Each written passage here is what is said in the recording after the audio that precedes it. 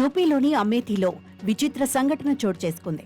ఏకంగా ఓ రైలు ఇంజిన్ను సిబ్బంది తోసుకుంటూ స్టేషన్కు తీసుకెళ్లారు. సుల్తాన్పూర్ నుంచి నిహల్గఢ్ వరకు రైల్వే ట్రాక్ను తనిఖీ చేయడం కోసం సిబ్బంది ఇన్స్పెక్షన్ కార్లో బయలుదేరి వెళ్లారు.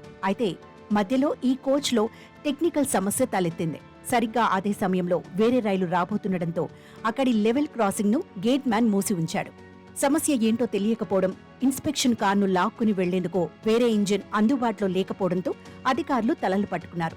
ట్రాక్ మధ్యలో రైలు నిలిచిపోవడంతో ఇతర రైళ్ల రాకపోకలకు ఇబ్బందులు తప్పవని భావించిన సిబ్బంది నడుం బిగించి ఇన్స్పెక్షన్ కార్ను తోసుకుంటూ వెళ్లారు.